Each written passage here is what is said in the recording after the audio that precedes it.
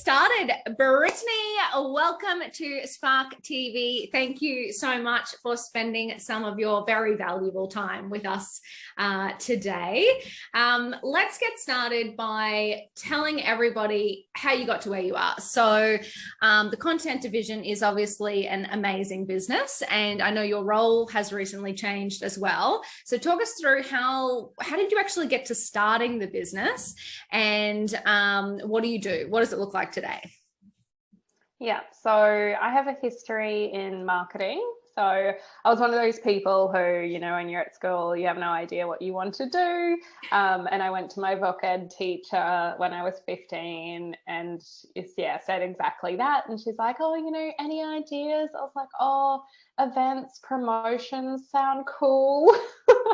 And she's like, oh yeah, I have a niece who works in marketing at the local shopping centre. How about you go and do work experience with her? And, you know, I didn't even know what marketing was. But I went along and they had a list of things for me to do in the 2 weeks that I was there. And I finished them in 2 days. And they were like, oh my God, we should keep her. So they offered me a school-based traineeship. So I was Colonial First State Global Asset Management, which was, like a Westfield sort of thing. I was their first ever trainee in the whole Australian company. Oh my God. So, I did not know this information about you. No, anyway, they put me on as a school-based trainee. And so I started working there doing a Cert 3 in business and working as a marketing assistant. And I actually left school at the end of that year. So that was grade 10. I finished grade 10. Cool. And then, so I'm a high school dropout. Wasn't into it. Yeah. And then I finished that. I kept working there. And then I worked at a media agency in Mackay. I worked at a CFM, Hot FM and Channel 10 in Mackay. Nice. And then I moved to Brisbane. Sorry, I studied overseas and I moved to Brisbane and I got a job as a marketing assistant for the Department of Education. So I went into state government and stayed in marketing. And then, I did my degree in this time as well. So I did a business degree in marketing through doing a STEPS course and doing that. And then I got a job at Brisbane Marketing, the city's economic development agency, which was just such a sick place to work as a, pretty junior marketing person. Yeah. You get to go to all those fun events and go out drinking, and the culture was fantastic. And, you're posting about food and food blogging and great tourism things. So that was lots of fun. But it's also where Yes, I was living the dream along with the 3 other digi gals, we called ourselves, the digital content producers at the time. Our boss was my current business partner, Kurt. So, awesome. We got along really well and we used to chat all the time, usually over drinks. And he used to say things like, oh, I'm going to leave and you're going to come with me and you're going to work for me. And then he was like, you know what, I'm probably going to end up working for you. I love it. Eventually he was like, are we starting this business together? And I was like, sounds good. I went to his house one day. I was so hungover. I was like 24 years old. And, this is how all good business stories start. We sat down and we wrote out our business strategy or plan. In an afternoon, and then he resigned and then I resigned. He resigned in January and I resigned like a month later. We both put up $10,000, which, I feel like this is a really interesting part of it. So we said, we need to put some money in to start our business just because there's initial things to pay for, like tech subscriptions and, just make sure there's some money in the bank if we need to buy anything, and then start paying ourselves after a little while. I didn't have any money, so I had to ask my dad for a loan. Amazing. So I was like to Kurt, I'm good for it. I was like, hey, Dad, I'm thinking about starting a business. And my dad was really supportive, and he said that he was going to give me some money to pay off my HECS anyway. But if I wanted to do this with it, I could. So that was amazing. And as the story goes, 2 years into the business, we took that money back out. I then used that money to put towards my home loan, and I've now paid off my HECS through the business anyway. Oh my God. So I think that's super cool. But yeah, so we started up the business with $20,000 and left our jobs. Oh my God, that is incredible. So tell me then, from what you wrote on that business strategy, hungover in the kitchen, to today, how has the business changed? What do you do today? Yes, so we are a content marketing agency, which is what we always set out to be. So I don't think that our services have pivoted dramatically, but we probably didn't really know how we would be delivering that service. So we didn't really know how we would be operating. Yeah. Kurt and my roles, I think, felt quite organic from the start. I've always taken a more holistic, business approach, as well as being quite good with the client. And Kurt's in charge of strategy with the clients, upfront, and a lot of business development. And then I look after the execution side of things, nice. As well as managing our business, the finances, the HR, and everything like that, which I love. So that's always been pretty organic, but I guess the actual structure of the services we deliver, which is a range of marketing services from website builds to copywriting to social management, email marketing, and video production. We've always known we've wanted to do, we want to be able to produce all of that stuff in-house. So at the start, it was just the two of us, and we used a range of freelancers. Our first employee was a videographer, and then over time we added, multiple copywriters and graphic designers to get to where we are today, which is a team of 10. So quite different to what we started out with, and we're 5 years in. But ultimately the service that we offer is the same. And so about 50% of our work is retainers. Mm-hmm. So clients that we deliver something for every month, and 50% of the work is projects, which is often websites or a big brand thing or something like that. Yeah, amazing. And I've got so many questions about that, but I want to go back to having a co-founder. And you mentioned that, quite organically your roles were sort of defined. And I guess because you worked together before you became co-founders in a business, you probably knew each other's strengths. Was that a conversation? Did you actually sit down and assign roles, or have you had to learn to run a business together? Has there been any stepping on toes, or is it just all magically worked?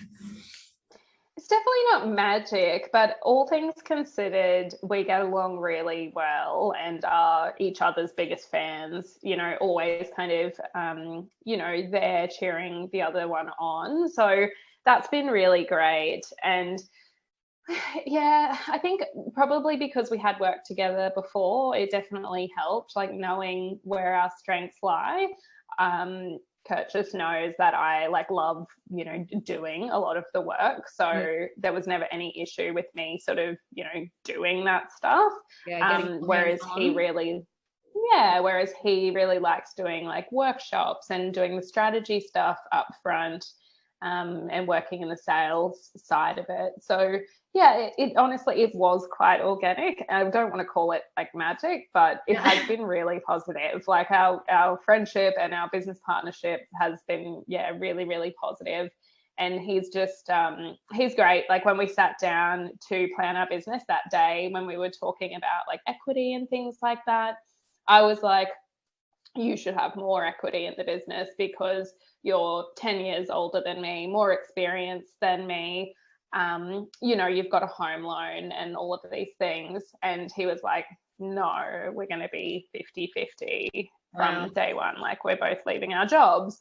And I think that really helped, because when you're both working really hard, if you weren't getting the same amount, it could be really frustrating. So I could imagine why, if that was different, and maybe if there was nights where I was up working or weekends working and he wasn't or something, I could have been really annoyed. But I think by making sure that was equal from day dot really set us up for success.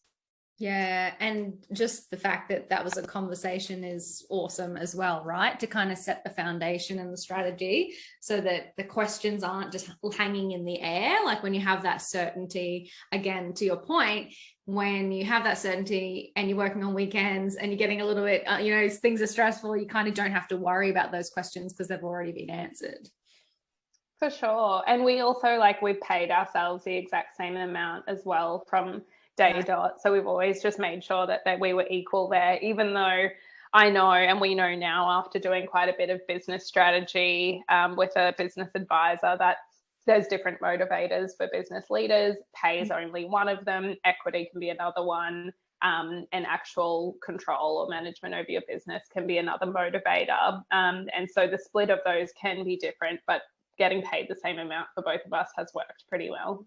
Yeah, awesome. And your role in the business has recently changed. So you're now the MD, is that correct? And what does that mean? That's right. What are the changes? Not that I'm stalking you on social media or anything. Yes, no, we just thought that the business is finally at the size where our clients are looking for this role to exist. And I've naturally, like I said, always been the person who manages the business side of things. So I manage all of our HR and hiring and, anything going on with the team. I lead our marketing and I look after all of our finances and, set targets for that sort of stuff as well. So I'm doing a fair bit of the business strategy, making sure the business model is correct and works, and coming up with theories and hypotheses and then making sure they actually work. Awesome. So I've always been in that role, but then I've often and still am are doing social management for some of our clients. So you're still doing the founder thing and wearing all the hats. This role now means we're hiring to take that work off me. Cool. For good. Sure. And I'll just focus on the managing director tasks and duties at hand. Yeah. And how do you feel about that? Is that super easy to let go of? Are you feeling any different, or has it just been the natural progression? It's been a natural progression for sure. There is a fair bit of work to be doing in just managing the marketing for our business. And it's one of those things where, we're a marketing business, so we don't do our own marketing because we're really busy. It's the first thing to go. So I'm really excited about being able to focus on that. I'll still do a lot of client things in quoting and proposals and tenders and stuff like that, which I think sits, within my role. And if there's issues, I'll step in there, and I'm always going to be there for my team members when they are dealing with something difficult. And Kurt and I are really good in the business. Anyone on the team can ask either of us for help, and we know how to do everyone's job basically to help them. We're not as good at it as they are, but they've always got backup. So I'll always be there as an extra set of hands. I know that so prior to running a business, I was obviously an employee, and that was one of the biggest things that frustrated me working for other people was when they made decisions without knowing what you really did. So I think that's so cool as a business owner, because you go through doing all of the jobs. So you kind of understand the process and the stress and what the clients are saying. So I think it kind of prepares you to be a better leader by wearing all of those hats inside your business. Definitely. And it's also just backup, because you just never know, somebody's sick or something like that, and you've got this animation for your biggest client and they need this change overnight, and your videographer's just walked out the door. It is. And this videographer's just walked out the door or something, and then you've opened this file and you're animation. Good. I've got this. Tutorial open on YouTube. That's hilarious. So then tell me, while we're speaking of fun challenges that pop up along the way. What have been some of the challenges? I mean, everyone says the words running a business isn't easy and, you know, all those things. I mean, I feel like, you know, from the outside, your business has grown really organically. You guys are both amazing operators. You've built this amazing team, like looks totally sparkling from the outside. Have you encountered any challenges over the last, did you say 5 years? Yeah. Yeah, so definitely, I mean, there's definitely challenges in everything. I think I touched on it before around, you know, really understanding our business model and knowing what it is and knowing that we're charging enough or we have enough hours quoted in something. So I think that's one side of it, just like understanding our business model and making sure that it works. And then there's the other side of that, which is just the supply and demand, you know, so trying to resource correctly and making sure you've got the team there when work comes in, because, you know, it's just that fine kind of balance. You want to attract work, but you don't want to burn out the team. So that's definitely a challenge. Like for us, scaling in that sense has been a real challenge. So making sure we've always got enough work so that we don't go broke, but also making sure that we have the team members there to service it. So that's something that I am going to continue dealing with, you know, even now. We're looking at onboarding a few new big clients. It means I need to hire for that. And then it's like, usually I'd hire on a 12-month contract, and then at the end of that 12-month contract, make that person permanent, because usually by then we know that the business can sort of sustain it moving forward, and the whole business has sort of moved up to that next level. So there's just things like that I've learned along the way. We've had some staff and like staffing challenges, you know, people who weren't the right culture fit. But now we have a fantastic culture and we really attract the right type of person for our business, and everybody really works hard for our clients and each other, and it's amazing. Like everyone just loves working there, and they say it all the time, not because we tell them to, and we're just so grateful because it's just like a fantastic place to work.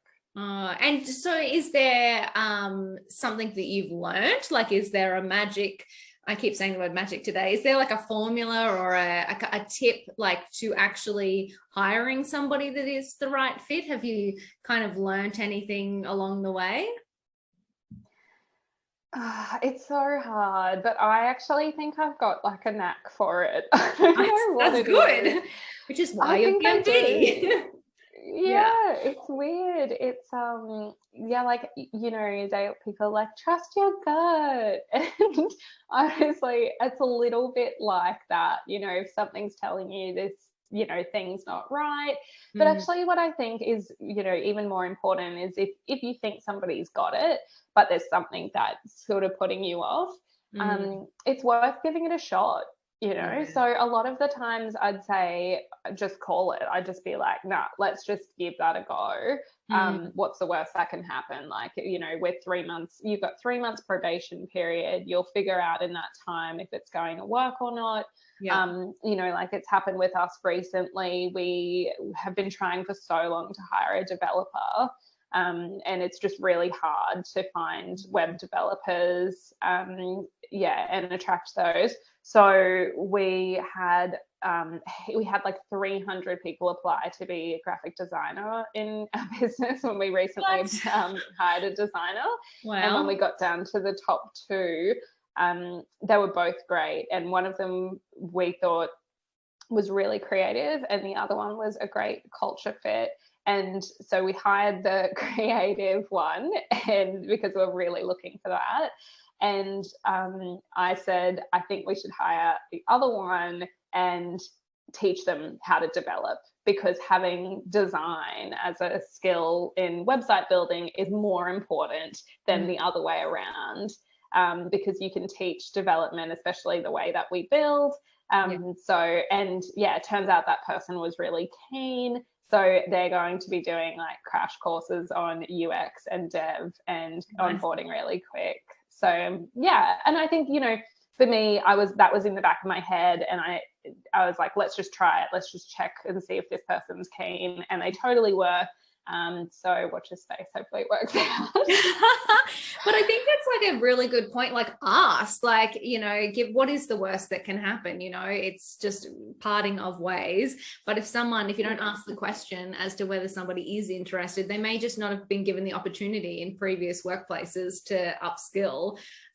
So if you give them that opportunity, and that might be the thing that keeps them around for a long time as well, because they value the fact that your business actually encourages them and enables them to grow and learn as well. Definitely. And we have like really great open communication with our team. We have, we're talking to them all the time, and they always come and tell us if they have issues. There's things that we've implemented, like, you know, mental health days that we encourage people to take. We've got an EAP program, which we're very vocal about, to make sure that people get support if they need it. You know, we have like a really great flexible sort of working arrangement, which is, you know, the bottom of the barrel now, like you have to have it. Yeah. But, you know, our team really appreciates that. But we do twice yearly catch-ups where we go through and set goals together if it's necessary, and they can bring forward any issues. And, you know, we ask them how much, like what their salary goals are and stuff like that. That's because cool. I guess if you don't ask that sort of stuff and you don't know, well, then you can't be surprised when they leave because they're not getting it. So yeah, that's the sort of stuff. We just try to keep the communication open and give them so many opportunities to give feedback, and that's been really positive. Yeah, amazing. And that's something too, I think sometimes people are a little bit scared of getting the feedback, but it's usually not as bad as you think it is. Usually it's just something small, and usually something that's so easy to solve, you know, or it's just a matter of, I want to go to an event, or I want to learn something, or I want to do this. And just opening up that dialogue is so empowering for people, because I think sometimes that employees, no matter how big the business is, kind of sees the leader or the manager as, oh, I better not bother them, they're so busy and they've got things to do, and so they might not always raise issues. But giving them that open forum to actually say what's on their mind, I think is awesome. Definitely. And I think, you know, it's hard. We think 12 months is not enough, and every 6 months, like 6 months comes around really quickly, and sometimes you find you're just repeating yourself. But I think there's no harm in a 30-minute coffee catch up. Yeah, exactly. Okay, so we talked a lot about looking after our employees. As the founder of the business, how do you look after you? All the people tuning into this are business owners. Well, some people who are worried about taking the leap into being a business owner, but a lot of people who have started their own business, and some of whom might be sitting there thinking, what did I just get myself into? So how do you look after you as a business owner? Look, it is hard to say, because I feel like everybody has their own way of winding down and, you know, making sure their mental health and everything is in check. I think it really helps to have a business partner, because, or just like, you know, it might be your own like romantic partner or whatever that is, just so that you don't feel like you're carrying the load by yourself all the time.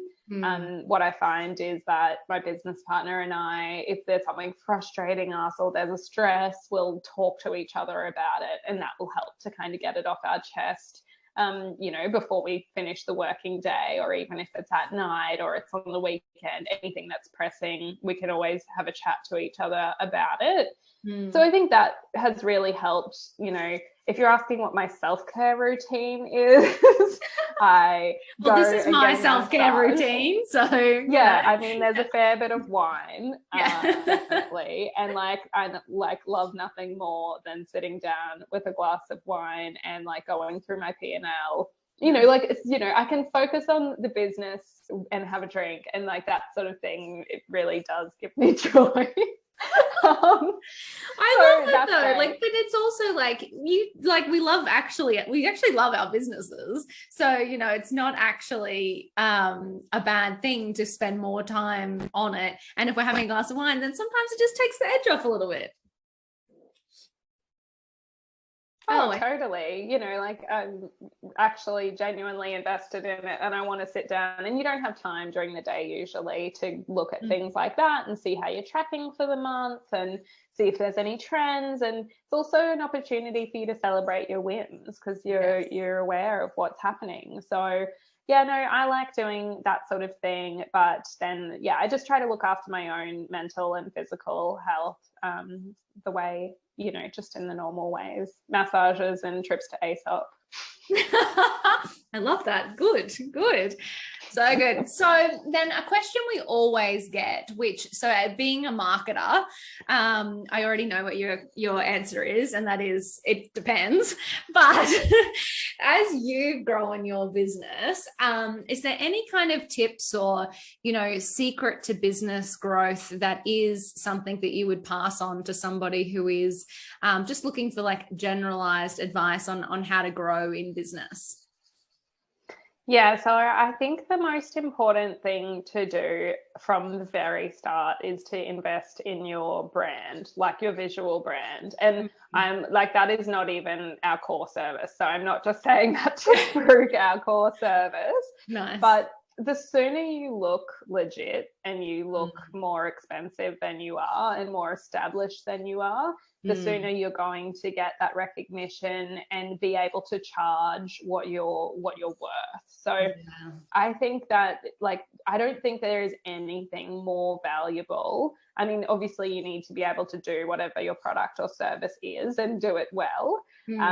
But in terms of anything else you invest in your business, I think having a really solid visual brand that is consistent and makes you look quite established is, second to none. Yeah. And is that something that you guys did coming from the marketing background, or has it evolved over time? Have you rebranded? We always launched with the content division as the business name, but we designed the logo ourselves. Don't worry, I've been there. I have an archive of bad scrunch logos. Yes. So yes, and I think it was like that for maybe 18 months, and then we got a creative director who had started their own business to redo our brand. And that's the brand that we have now, which we're really, really happy with. And if anything, like, it's evolved a little bit, but that has made a huge difference in our business doing that. Yeah, amazing. And I love it. It looks so polished and professional. Like you'd think you'd been around for decades.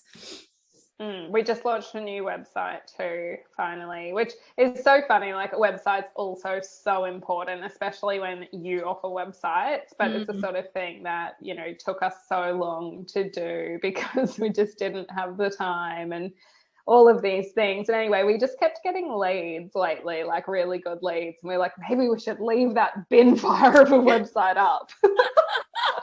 It's terrible. Oh my God. But also, like, you guys would be a bit perfectionist as well. Like, you would put your heart and soul into delivering for clients, you know, like the best level of service standard that you deliver for everyone else. So then when you look at your own, you're so critical.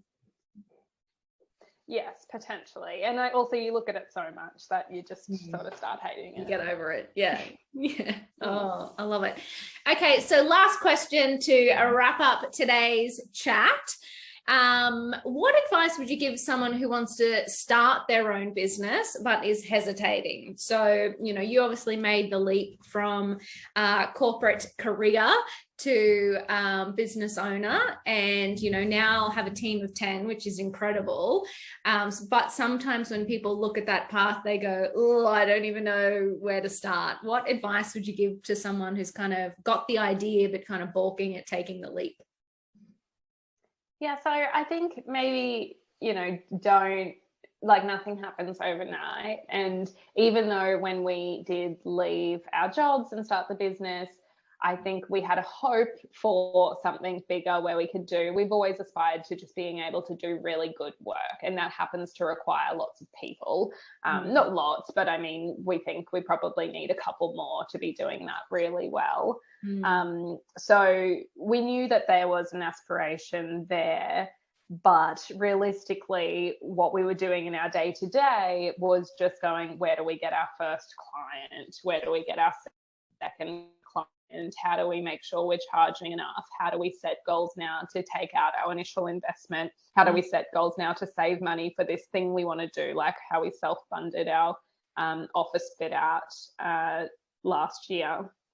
So, you know, I think it's really baby steps. So it doesn't need to be this big thing. And I guess just be realistic about the leap that you're taking. Is it really that big of a leap? Like, yes, you're leaving your job probably, but make sure you've got some money in the bank, prepay your home loan for, you know, the next 6 to 12 months if you can, or something like that. Make sure you've got enough cash there. And really, like, if it all goes to shit, go and get another job and everything will be okay. But, you know, if you're really good at what you do and you're going to work hard to make it work, you'll be surprised how easy it is and how organic it is, because there's lots of businesses out there who are successful just because they've been around.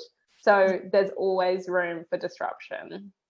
I love that. And I just love the just the next step. You know, it doesn't have to be this huge, like, take over the world. Like, the baby steps are, what are each of the milestones, and then just focusing on hitting that, and then the next one, and then the next one. I think that is very good advice.